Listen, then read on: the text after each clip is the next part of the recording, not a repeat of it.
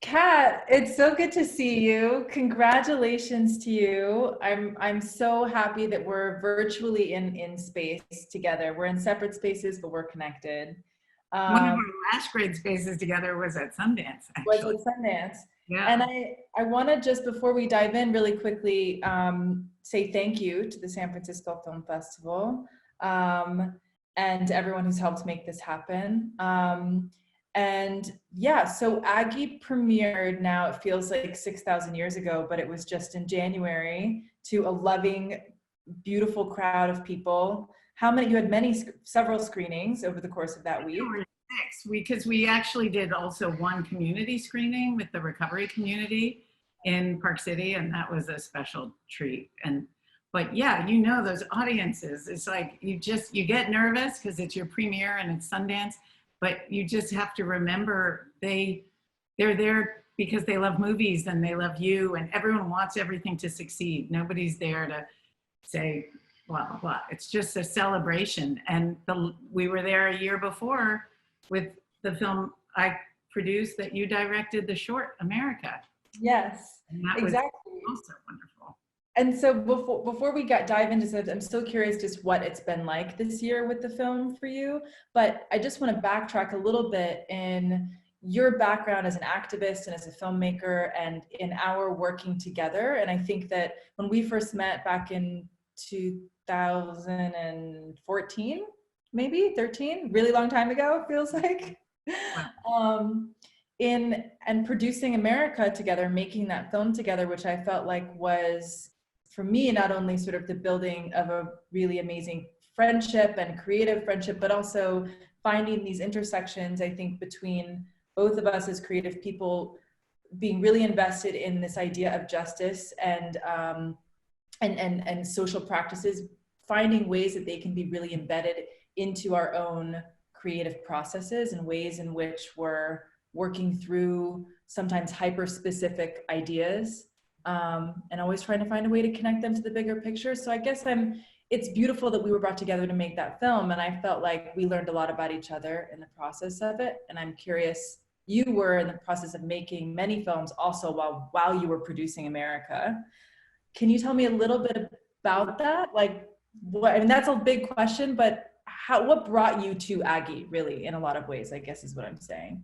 oh, that is where all those questions, that expansive question about sort of what we learned from our relationship, what the project was we were doing, what else was influencing the productions at that moment, because both of us were working on several things, but then how that kind of brought us right back to the same place a year later at Sundance with your incredible, brilliant masterpiece, Time, and this one, which are both looking at the criminal justice system and at family.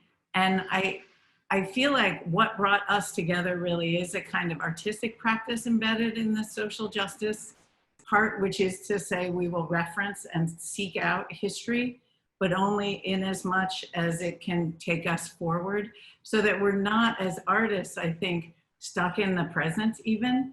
And both of us who are so invested in historical precedents and historical experience and sort of bodies of knowledge, that's what allows us to look into a brand new open space that is the future, and that's what this moment is about right now, right?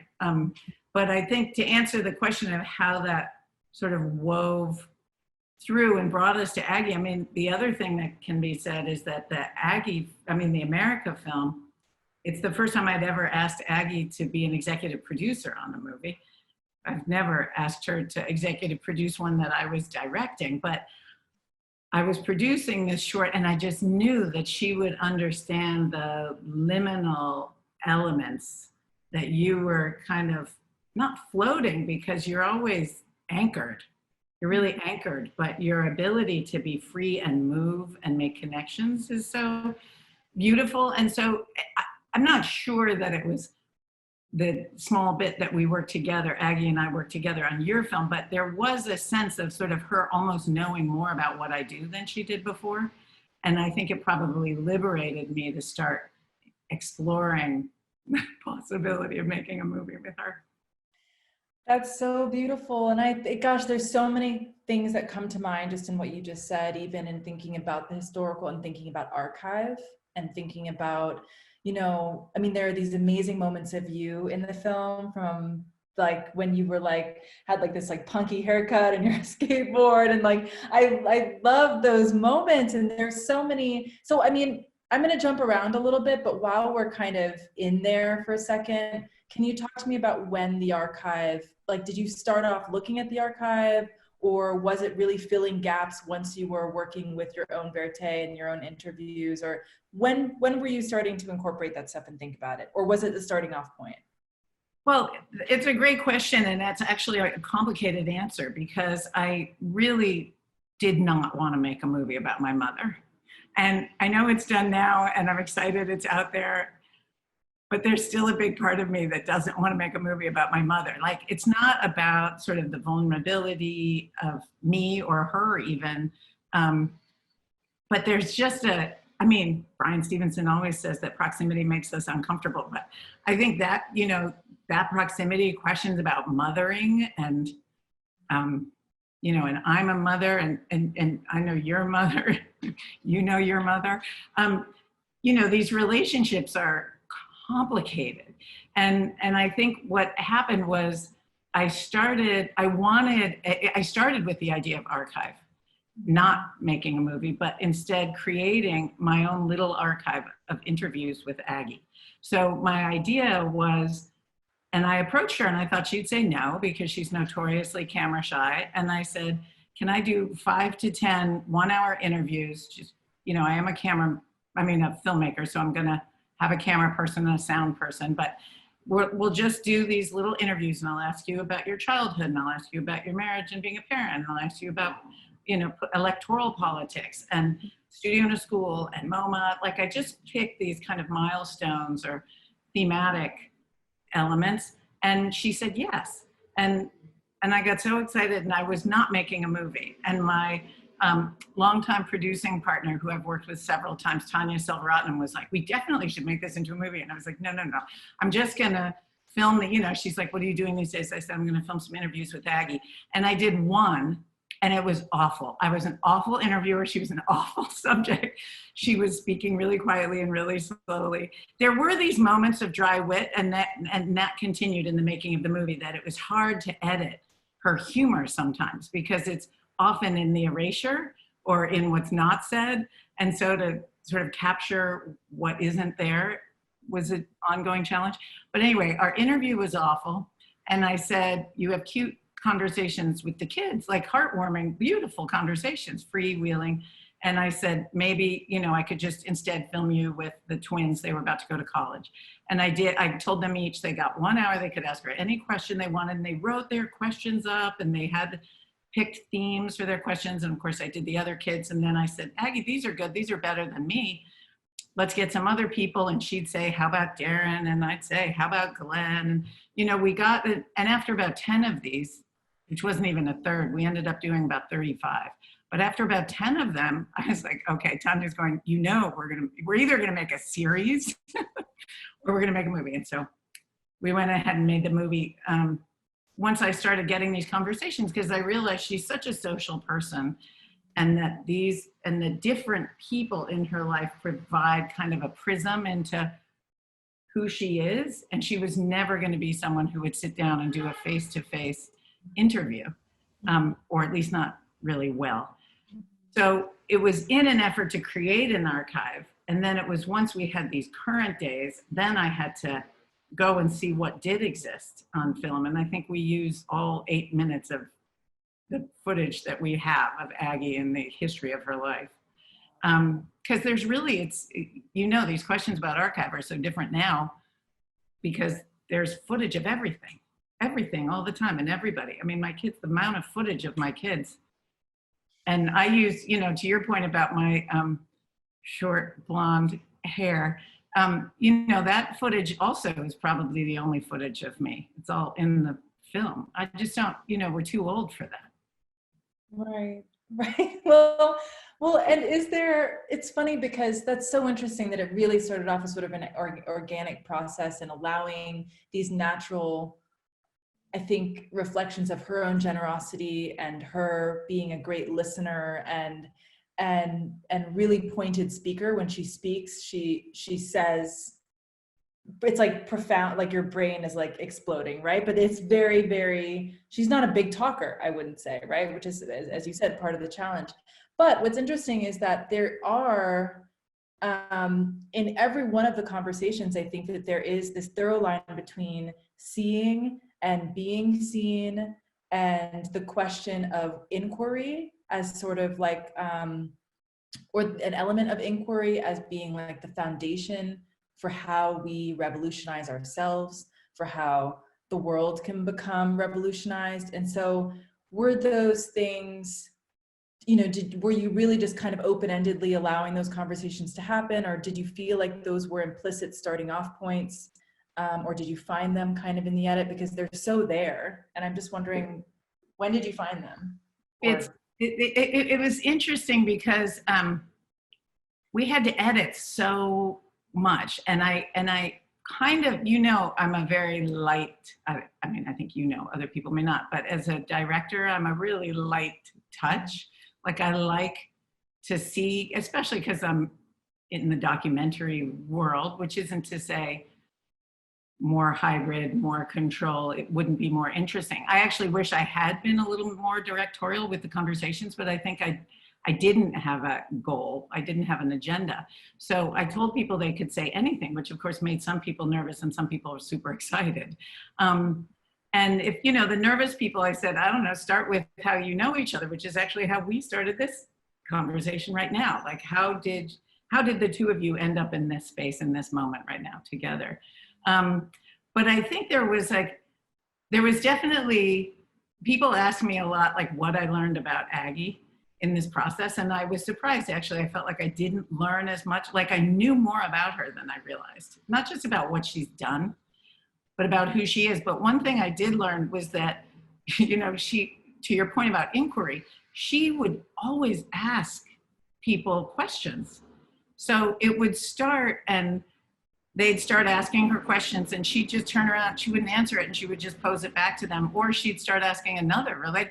And I literally had to stop a lot of the interviews and be like, Mom, let them ask you a question. She goes, but I really am curious about your, you know, new piece or blah, blah, blah. And so, you know, at one point I thought, oh, she's just really going to mess up this movie by asking all these questions. And later I realized that that is what art is to her. And that's why she's so open. That there's the part of her that, despite being so sheltered in her life, in her young life, and then her early married life, or all of her married life, that then, you know, there was a way, she knew there was something else. And the only way to get there was to ask people questions or to go see their artwork, and to learn about them through their artwork. But I agree with you, she's a much better listener than I ever realized. I just thought she wasn't paying attention. And no, she really is. And I think, and it's funny because I imagine also that part of what's so fascinating about the film, and I think is a real testament to the challenge, unique challenges of it, are, as you said, making a film about your mother, about somebody who's in your family. You know, I imagine you were constantly kind of oscillating between the larger cause, the larger message, the larger idea, versus maybe even your own journey, your own self journey, to whatever extent you're willing to talk about that. But I'm curious, as an activist, as somebody who went out into the world, who wants to be in the world, and that's something that we've seen in your life, you know, being a part of protests, being a part of things that you care about, and blending that with your creativity and just building a life for yourself that's fully yours. Clearly Aggie did that for herself. So I mean, did you learn things about yourself? Was it or not? I mean, you know, it's there's such a tension between what you get from your mother, whether you love them or have a lot of challenge. But, you know, what I wouldn't say we explicitly grapple with it, but I feel like we are obviously very close, but we're so different. And I would say the biggest things I was learning about myself were really about mothering and being a parent. And and being open to change. And I think that as a parent, one of the first things you realize is the kid thinks you know everything. They think you have all the answers because you're their parent and you're supposed to. And what you know right away is that you do not have the answers. And yet there's this pressure, probably healthy, to pretend, or at least keep functioning like you do have a lot of the answers. Little sidebar is that in COVID, I was saying how I thought it was hard to be a first or second grader right now. And my mother was saying it was really hard to be an old person. They're so isolated. And I said, oh no, it's hardest to be in your early 20s because you're just starting out and there's no place to go. And one of my kids turned to me and said, I think it's hardest to be a parent right now because we know you don't know what's going on. And I think there was a part of like making this where I realized that she had let herself change. And that's why, you know, anybody would have made a different movie, but even any of our other 3 kids would have made a different movie. That's why it was important to me that the queer part and like our relationship was in there. And it's not to say other people don't have their whole own big, huge relationships, but my relationship with her is all I could talk about. And to be able to see that she changed when I came out, that she changed when her artist friends started dying of AIDS, even though they were gay men and everyone around her was like, don't go near a gay man. That she changed when our family became a multiracial, biracial family and she had Black grandchildren and she changed. And for that, I'm really grateful, not only because I get to experience it because she's my mother, but as a model for me for how to remember to allow myself to learn. Mm-hmm. Yeah. Thank you for that. Yeah. And I think speaking of change, just coming to this kind of current moment, you know, I think in January, I think it was really important to, and I'll never forget too, you guys had sort of an opening at a gallery space on, is it Main Street? That's in, at Sundance. And it was this incredible coming together of one of the last moments in the year of artists and thinkers and all different types of people coming together into a single space, performers. And I guess I'm just wondering, part of what I've been thinking a lot about in this current moment is this unprecedented visual for allyship. And what that looks like and how allyship and sort of this revolution is giving us new ways of thinking about modes of communication, new ways of understanding power, new symbols, literally new objects, all different things. And so it seems sort of like this bizarre blessing and happenstance that the film is coming into the world in this moment as well, where we're celebrating in many ways Aggie being so ahead of her time. And I'm just wondering if there's been unexpected conversations or sort of intersections with people that have been seeing the film or the way it's been moving through the world. Yeah, I mean, it got truncated and we're really just getting it moving more again now. We got to do a couple of drive-ins, which was really fun. They beep their horns and flash their lights when they want to laugh or clap. And you know, so I'm interested to see how more and more people will interact with the film and where they will take it, because to me, it couldn't come out at a better time. That what it represents is looking for solutions to these problems, which are not new. They're just being recognized in a new way right now, and hopefully addressed in some more new, creative, healthy ways. You know, I pray for a progressive decade ahead. But, you know, to me, all of the issues were already in there. And what I see is this new generation that is so resistant to binaries, whether it's black and white or boy and girl, you know, all different kinds of, and it's not only in identity. I think we've got to start formulating something beyond, well, we don't have to because they already are. I mean, you and the younger and younger ones are coming up with a new way to understand even philanthropy. has exploded, which is obviously a major theme of the film, which is to say the whole understanding and approach to mutual aid right now, where the language is changing, the agency is changing, who's benefiting, literally benefiting, and who's being generous is completely flipped around, but not just like top to bottom, but just diffused. It's just diffused, whatever it would be. But you know, I feel like this generation in this moment has so many answers. And Aggie, I think, was just open enough to seeing them and celebrating them. And to me, that really always comes back to the artwork, is to say, you know, that she was never tied to a knowledge that was so exclusive. I think she found herself in a lot of situations. That's not to say she was like, you know, always Ella Baker. She was not. She was not. She had a different place to come from and a different role to serve and a different journey to make. And I think she looks back now and does see some of the places, you know, it's that moment in the film, you can't miss it, where Julie Meritu says, you know, you got queer and you've got a multiracial family and you do this and, you know, you think these things in a certain way, and that's not like most people on the board of MoMA, right? Which is where Aggie had spent the majority of her time and dedication and thoughts and visions, was really among a lot of presumably straight white men. And she, you know, there she was, often the only woman in the room.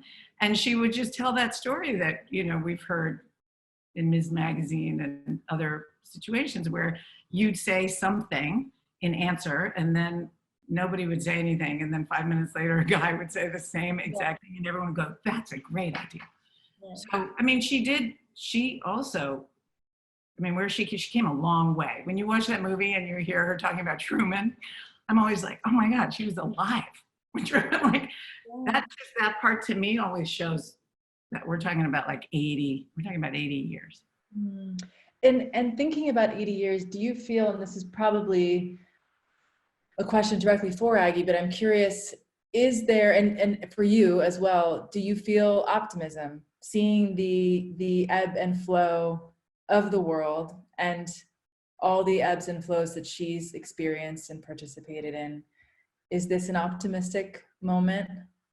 That's a great question, because I would say, you know, when that what sort of jettisons that is this sense of time, right? That if you take the long view, you know, you don't catch all the ups and downs. I mean, and in COVID, I know we all share this. It's like every day is a full roller coaster ride, from the beautiful, grateful moments of peace and tranquility and the kind of sublime of whoever you're near and something they're going through, or, you know, the plants or whatever your connection is to the moment.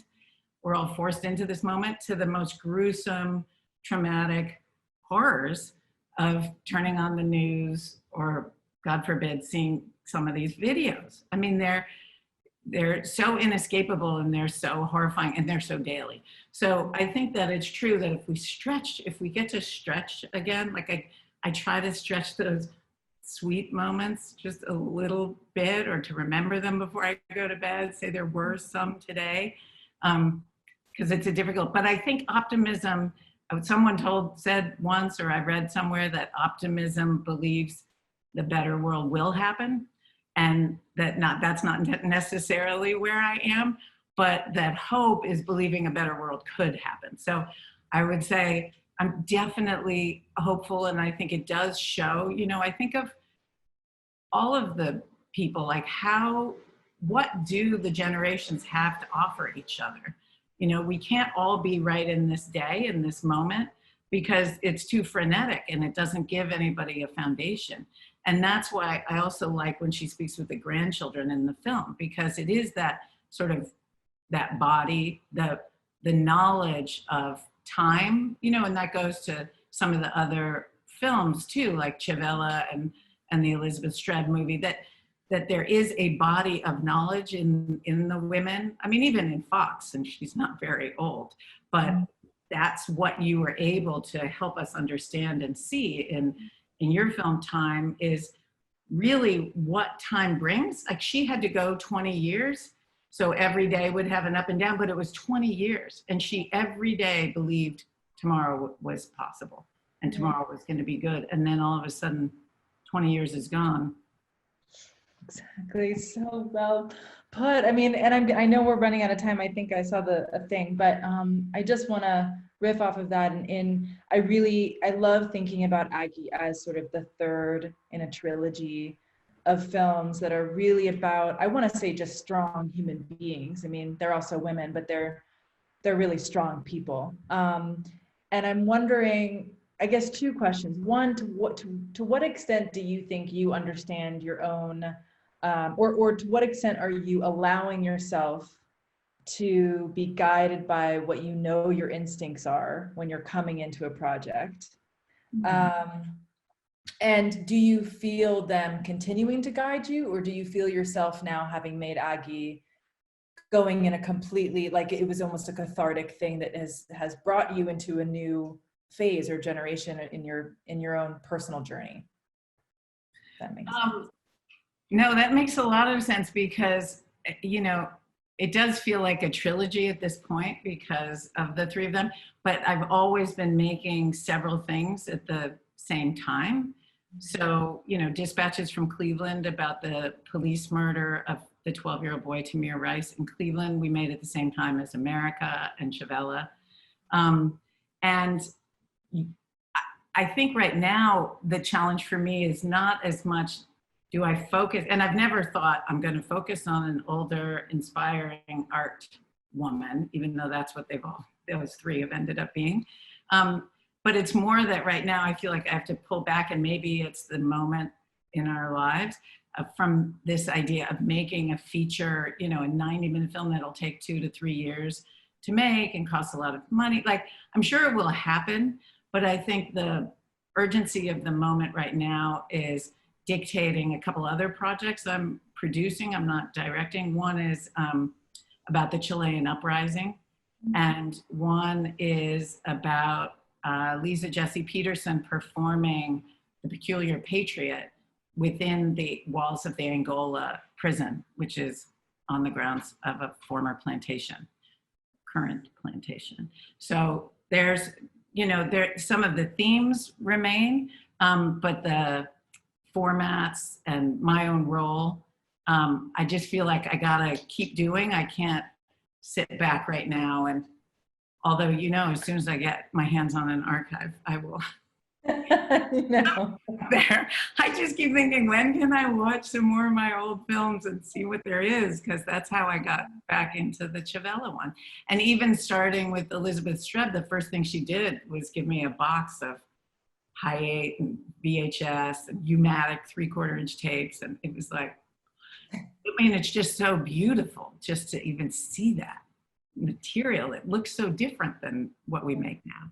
Yeah, and you just have this incredible benefit. It just keeps changing because time changes, you know? Well, Kat, I just want to say thank you so much. This film is going to continue to be a template, a form of inspiration, a reminder in many, many, many ways, and for many, many years to come. And I just want to say thank you for it. And thanks for taking the time to talk to me today. Congratulations. And we'll all be together in person one day soon. I hope soon. And it would be nice if it was in a dark room with the big screen and a light and just being together in there. We know that as cinephiles or whatever, but I really appreciate you talking about this too. And I hope that people can see Time and Aggie together, because they're fascinating, sort of the way they talk to each other. And you know, you were asking about allyship. I think that what's exciting right now is that I think people are moving beyond an idea of like helping someone else. And what's really important in this moment is this idea that we can't have all the white voices talking about race being white nationalists. We need a lot of white people to step up and talk about race, whether it's, you know, whiteness itself or race relationships or what that, it doesn't matter, but to get some more enlightened humanist voices out there, I think will be important. Amen. Yes, indeed. Yes, indeed. Thank you to the San Francisco Film Festival. Thank you for watching the movie. Thank you for watching our conversation.